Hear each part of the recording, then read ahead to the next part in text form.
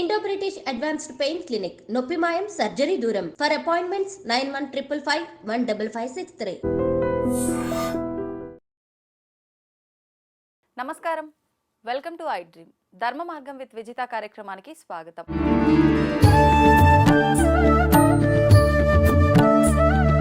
ప్రస్తుతం మనతో పాటు ఉన్నారు Sun Spiritual Society founder, vegetable therapist Vikramaditya garu. ఇప్పుడు వారితో మాట్లాడి మరిన్ని విషయాలు తెలుసుకుందాం. నమస్తే అండి. సూర్యసుంతల్లి. ఈ మధ్య కాలంలో చాలా మంది ఇప్పుడు కష్టకాలం నడుస్తోంది, గత కొన్ని రోజుల క్రితం వచ్చిన జల ప్రళయాలు, మొన్న రీసెంట్గా వచ్చిన భూకంపాలు, మనకు హైదరాబాద్లో కూడా భూకంపం కొన్ని సెకండ్ల పాటు వచ్చింది అని చెప్పారు. ఇవన్నీ చూడడం వల్ల ఇంకా 2025 ఇంకా క్లిష్ట పరిస్థితుల్లో ఉండబోతోంది. ఇలాంటి ప్రళయాలు ఇవి కొంత మాత్రమే, ఇంకా అతి ఎక్కువగా రాబోతున్నాయి అని చెప్పడం జరుగుతోంది. నిజంగా ఇలాంటివి వచ్చే అవకాశాలు ఉన్నాయంటారా? అయితే బ్రహ్మం గారు కాలజ్ఞానంలో కూడా చెప్పారు, ఈ కలియుగం అంతం అవబోతుంది అని అంటున్నారు. మరికొంతమంది చూస్తే ఇప్పుడు మనకు 5000 సంవత్సరాలు మాత్రమే అయింది, ఇప్పుడే అంతం అనేది లేదు అంటున్నారు. అంటే ఎలా అయిపోయిందంటే ఒక్కొక్కరు ఒక్కొక్క రకంగా చెప్పేసరికి అసలు ఏం జరుగుతుంది అనే ఒక సందేహం ప్రతి ఒక్కరిలో కూడా తలెత్తుతోంది. అసలు నిజంగా ఏం జరగబోతోందండి 2025లో? అంటే ఇప్పుడు మనం 2024లో ఉన్నాం, 2025లో అడుగు పెట్టబోతున్నాం. మనకి కలియుగం అనేది 4,32,000 సంవత్సరాలు. దీన్ని హెచ్చు చేసుకుంటూ వెళ్ళిపోతే మనం మిగతా యుగాలు అవన్నీ మనకి అప్రస్తుతం. ఇక్కడ ఏమైపోయిందంటే అమ్మా, జ్ఞానం అనేది మనకి వేదం ద్వారా వస్తుంది. ఎప్పుడైతే చాలా పకడ్బందీ ప్లాన్ ఇదంతా, భారతదేశాన్ని లేకపోతే భారతీయుల్ని అజ్ఞానుల్ని చెయ్యాలి, భారతదేశాన్ని దోచేయాలి అనే కుట్రలో భాగం వాళ్ళు చాలా రీసెర్చ్ చేసి వచ్చారు ఇక్కడికి భారతదేశానికి. వాళ్ళ పన్నిన పన్నాగం అంతా మనం ఎంత ఇంత కాదు, సక్సెస్ అయ్యారు ఒక రకంగా. మనం అనుకుంటాం వాళ్ళని తరివేశాం అనుకుంటాం అని, కానీ వాళ్ళు రుద్దినటువంటి ఆ రుద్దుడు, ఆ భావజాల రుద్దుడులో ఇంకా మనకి స్వాతంత్రం రాలే. స్వాతంత్రం ఎప్పుడు వస్తుంది అంటే, నేను మీ పిల్లలకి మీరు ఫ్రీడమ్ ఎప్పుడు ఇచ్చారు? వాళ్ళకంటూ వాళ్ళు అన్ని పనులు ఆలోచించి చక్కగా చేసుకుంటున్నారు అనిపించినప్పుడు ఇస్తాం.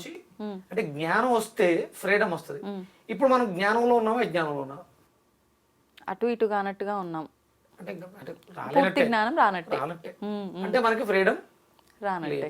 వాళ్ళు ఏదైతే చేశారో అక్కడే ఉండిపోయారు.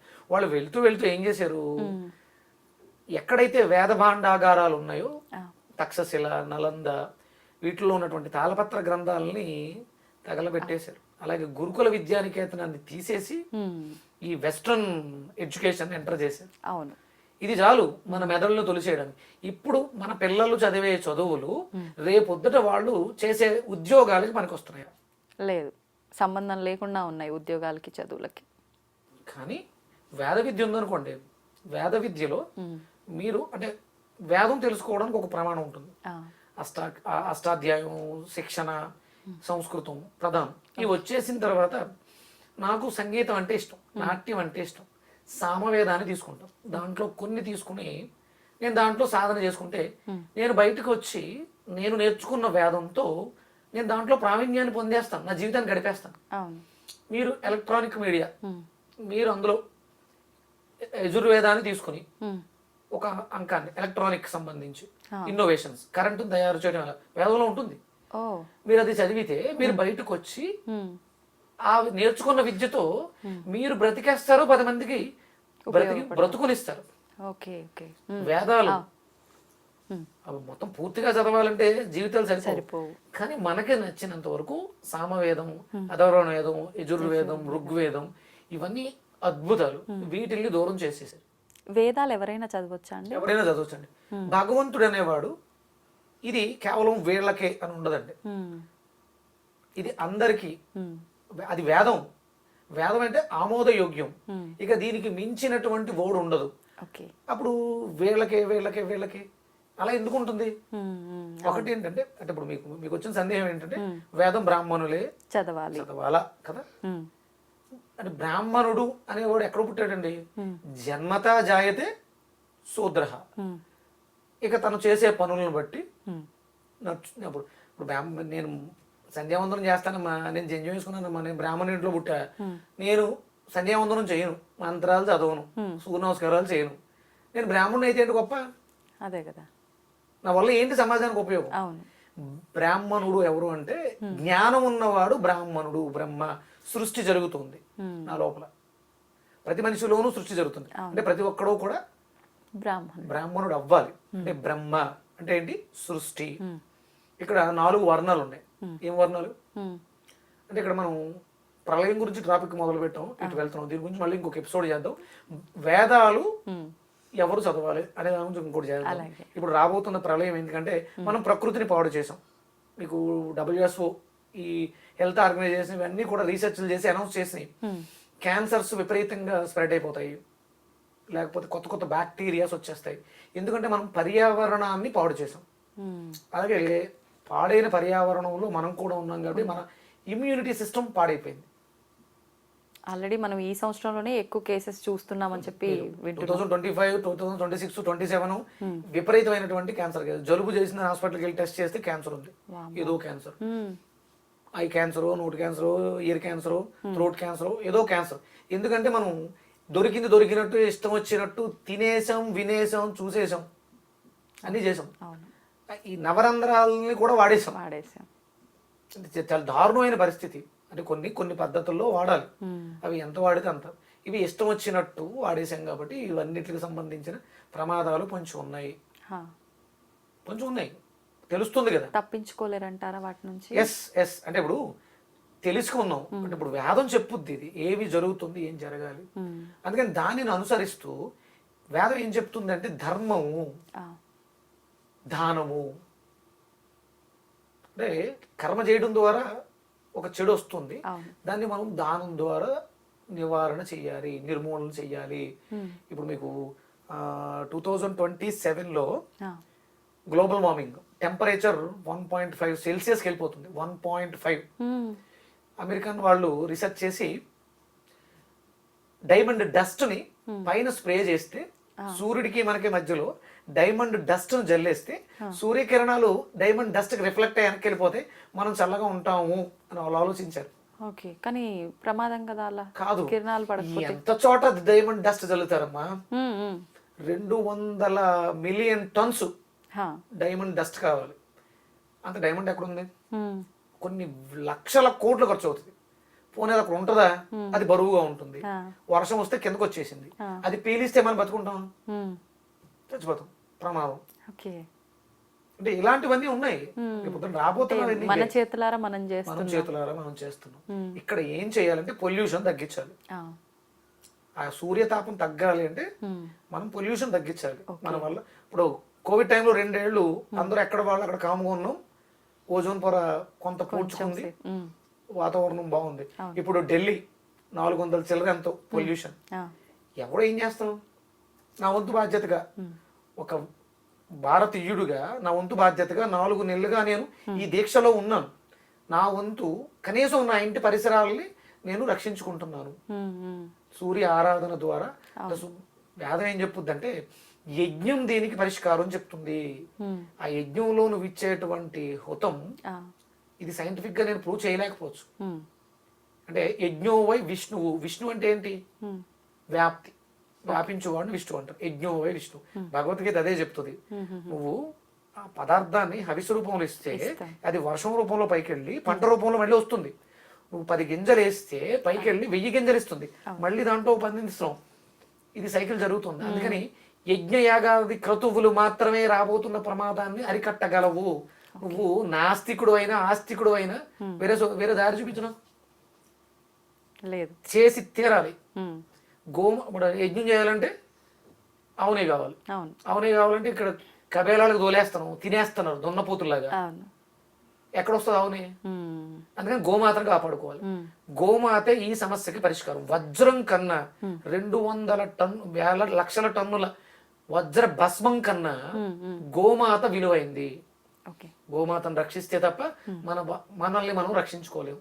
ప్రపంచ ప్రళయం ఎలాగా తప్పదు. మీకు ఒక చిన్న కథ ఒకటి చెప్తారు. ఒక బస్సులో 36 మంది ఉన్నారు. అనౌన్స్ చేశారు, ఒక పిడుగు అదే ఒక ప్రమాదం జరగబోతుంది, ఒక చెట్టు పడిపోయి ఉంటుంది, అంటే బస్సు ఆగిపోయింది. అందులో ఎవరో ఒకడు పాపాత్ముడు ఉన్నాడు. అందుకని ఒక్కొక్కరిని వెళ్ళి అక్కడికి వెళ్ళి పరీక్ష చేసుకుని రమ్మన్నారు. ఒక్కొక్కరు వెళ్తున్నారు వస్తున్నారు అందరూ అయిపోయారు, ఒక్కడే ఉండిపోయాడు. ఒకే ఒక్క వీడే పాపాత్ముడు అని తేల్చేశారు వాళ్ళు. వీడు వెళ్ళి అక్కడికి వెళ్తే ఆ చెట్టు దగ్గరికి వెళ్తే పిడుగుపడి అటు చచ్చిపోతాడు. ఆయన వెళ్ళనంటాడు, నువ్వు వెళ్ళాలి అంటాడు. మొత్తం మీద ఆయన బలవంతంగా లేచి అక్కడికి వెళ్ళాడు. పిడుగు పడింది, 35 మంది పోయారు. ఈ ఒక్కడు బస్సు దిగుతాడని ఆగింది అది. ఆయన మీద పడలే, పిడుగు వచ్చి బస్సు మీద పడింది. అంటే ఈ ఒక్కడు కోసం వాళ్ళందరూ కూడా రక్షింపబడ్డారు. అంటే గోమాతని మనం రక్షిస్తే మనం అందరూ రక్షింపబడ్డాం. అంటే ఒక కర్మ ఏంటంటే అష్టాదశ పురాణాల్లో ప్రపంచ వినాశనం జరుగుతున్న భారతదేశం రక్షింపబడుతుంది, భారతదేశంలో తెలుగు వాళ్ళు రక్షింపబడతారని రాసిందన్న. ఎందుకంటే కొంచెం భయం, కొంచెం భక్తి, ఏదైనా విషయం తెలుసుకుంటే దాని మీద కొంచెం శ్రద్ధ తెలుగు వాళ్ళు పెడతారు. ఈ శ్రద్ధ అంటే మిగతా వీడియోస్ లో అంటే మన అదృష్టం ఏంటంటే ఒక చాగంటి కోటేశ్వరరావు గారు, ఒక సామవేద షణ్ముఖ శర్మ గారు, ఒక గరికపాటి గారు, ఇలాంటి వాళ్ళ ప్రవచనాలు మనల్ని ఎంతో కొంత ఉత్తేజితం చేస్తున్నాయి. కాబట్టి అందులో రాసుంది తెలుగు వాళ్ళు రక్షింపబడతారు ప్రమాదాల నుంచి అని. రక్షింపబడతారని చెప్పేసి ఇష్టం వచ్చినట్టు చేసుకుంటే శిక్ష తప్పదు. అందుకని దయచేసి శ్రద్ధగా ఇక నుంచైనా యజ్ఞ యాగాది క్రతువుల్లో పాల్గొనండి. మేము డబ్బులు కట్టేస్తాం, మీరు యజ్ఞం చేయండి కదా, మీరు కూడా చెయ్యాలి, రావాలి, శ్రద్ధ భక్తితో చెయ్యాలి. అంటే యజ్ఞం మాత్రమే రాబోయే పెను ప్రమాదాల నుంచి మనల్ని రక్షించగలదు. ప్రమాదాలు వస్తాయి, నేను చెప్పేశాను, నాశనం అయిపోద్దు దేశం. అయితే నేను పొద్దున ఒక వీడియో చూసిన, అంటే తమ్ము చూసినా కానీ వీడియో అంతా ఓపెన్ చేసి చూడలేదు. ఒక నైట్ అంతా కూడా ఉండదు అని చెప్పి, డిసెంబర్ 21 ఏదో ఒక నైట్ ఉండదు అని చెప్పి ఉంది దాంట్లో. నిజంగా అలా ఒక నైట్ ఉండకుండా ఉండే రోజు పరిస్థితి ఏర్పడే అవకాశాలు ఏమైనా ఉన్నాయి? అసలు ఎలా సాధ్యపడుతుంది అలా ఒక రోజులో నైట్ లేకుండా ఉండటం అనేది? అది ఇంపాసిబుల్ అమ్మా. అంటే మనకి ఉత్తరాయణం దక్షిణాయనం మారుతూ ఉంటాయి. ఓకే, అంటే వీళ్ళకి కొంచెం అవగాహన తక్కువ ఉంటుంది. ఆయన ఒక్కసారి ఆ నడక మార్చుకునేటప్పుడు రోజు ఎక్కువ ఉంటుంది, డే టైం ఎక్కువగా ఉంటుంది. Okay okay. ఇప్పుడు మనకి దక్షిణాయనంలో ఉన్నాం కదా, ఆయన ఒక్కసారి రథం తిరుగుద్ది అంటారు. ఆ తిరగడానికి పట్టే సమయంలో ఆగుతుంది. మీరు సముద్ర ఒడ్డుకి వెళ్తే తెలుస్తుంది అది. ఉత్తరాయణ దక్షిణాయనం మారేటప్పుడు మనకి కంపల్సరీ అది మేలో అనుకుంటాను, మేలోను అంతే 6 నెలలు గ్యాప్ తోటి. ఇక్కడ ఆగస్టు, డిసెంబర్, జనవరి, ఫిబ్రవరి, మార్చి, ఏప్రిల్, మే, అంతే 6 నెలలు. ఈ నడకలు మార్చుకునేటప్పుడు 1 గంట పెరుగుతుంది. ఓకే, కానీ ఇక్కడ 16 గంటలు ఏదో అసలు ఉండనే ఉండదు, కాలం అంతమైపోతుంది, ఇలా ఏదో చెప్పడం జరిగింది. అలాంటివి అన్ని అపోహలమ్మా.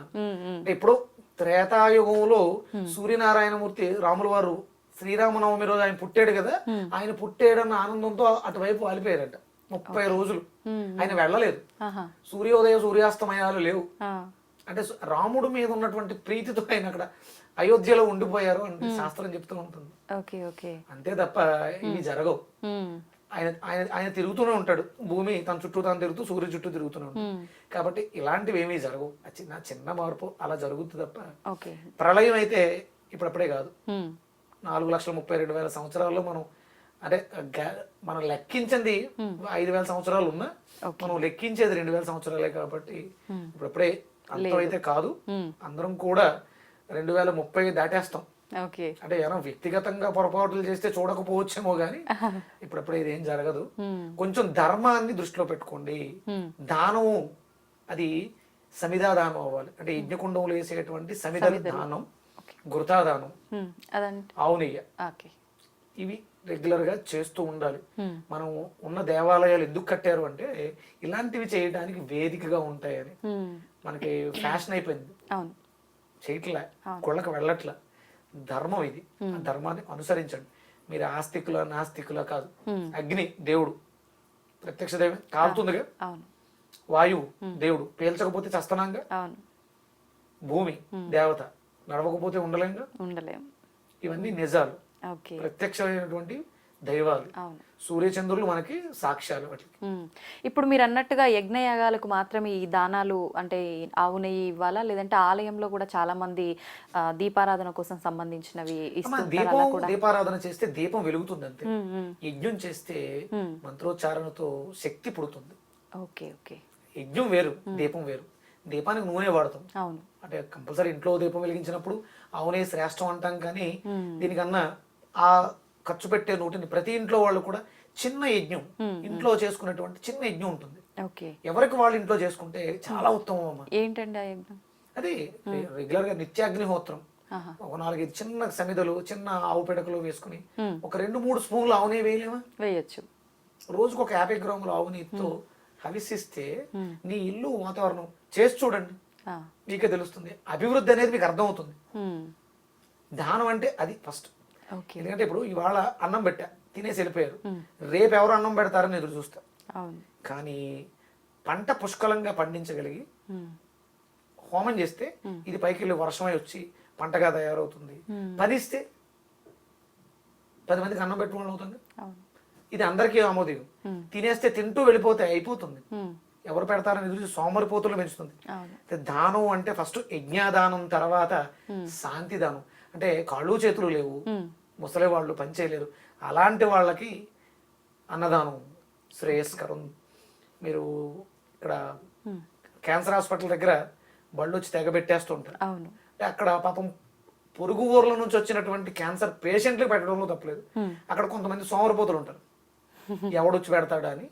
అక్కడ తినేయడం, అక్కడే ఉండడం, అక్కడే సొట్లో బేడులు సిగరెట్లు తాగడం, మందు తాగడం అన్ని చేసి అక్కడే ఉంటారు. సోమరిపోతులు పెంచుతారు ఆహారం కోసమే.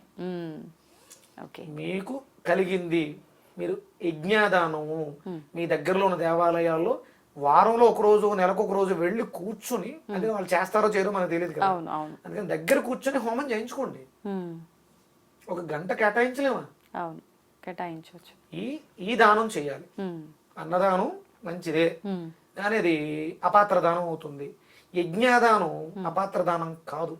ప్రకృతిని సమతుల్యం చేస్తుంది, పంటలు అభివృద్ధి చేస్తుంది, ప్రకృతిలో ఉన్నటువంటి పొల్యూషన్ ని 100% కట్ చేస్తుంది.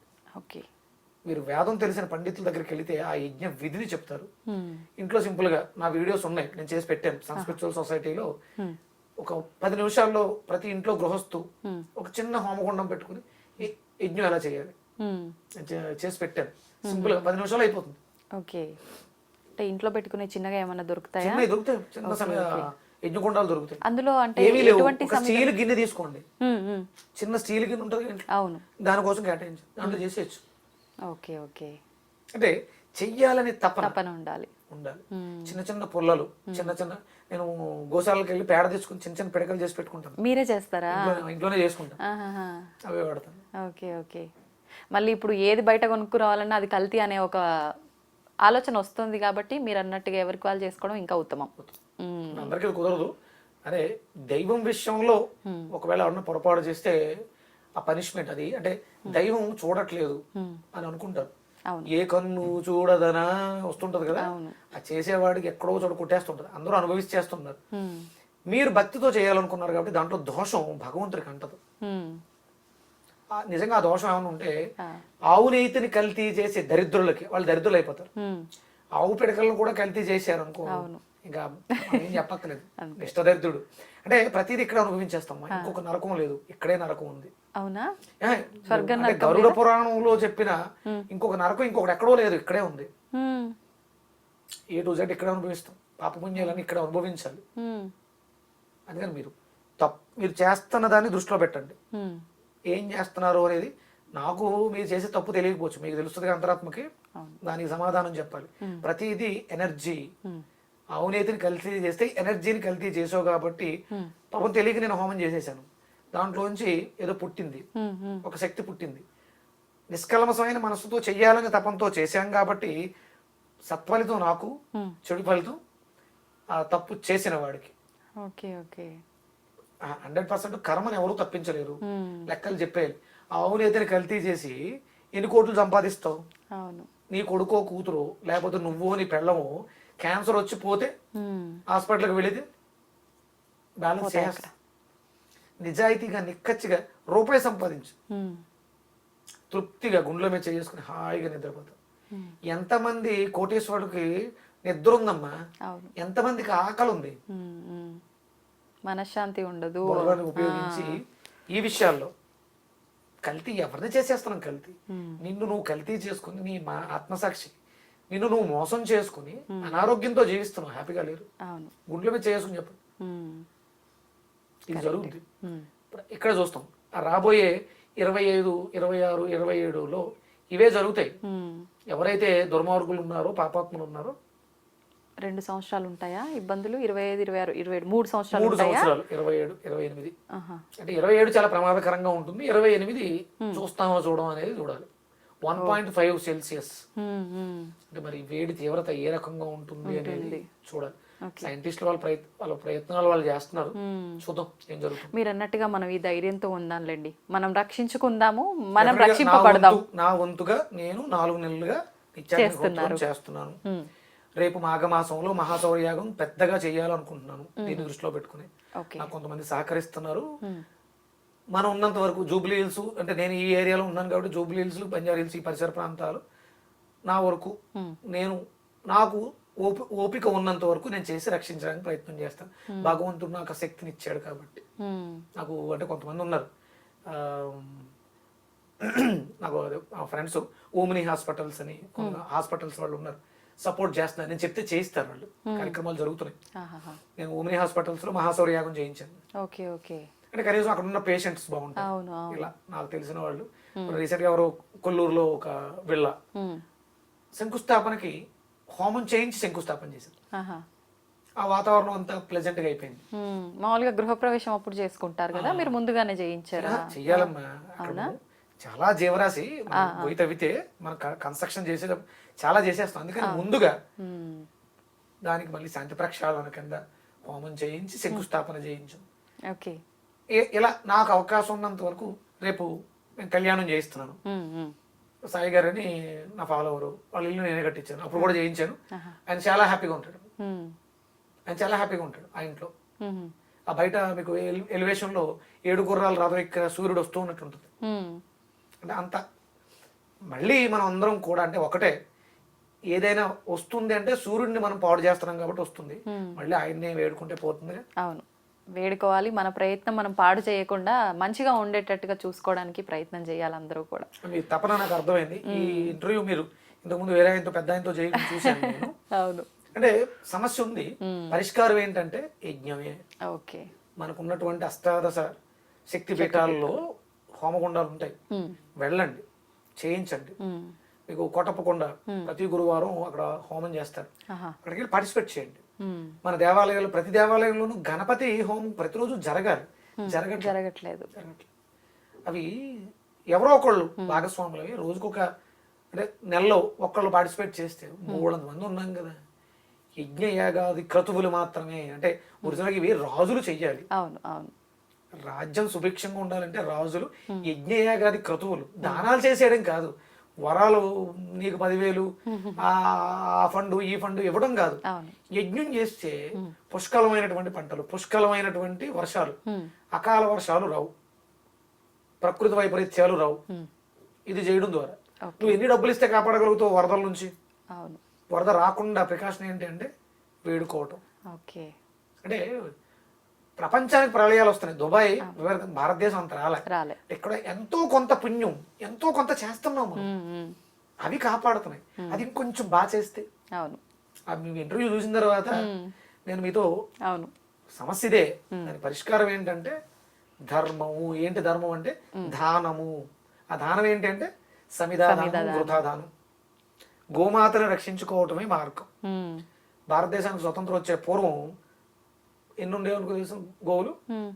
140 కోట్లు. ఇప్పుడు అప్పుడు మనకి జనాభా 30 కోట్లే. 30 కోట్ల జనాభాకి 140 కోట్లు.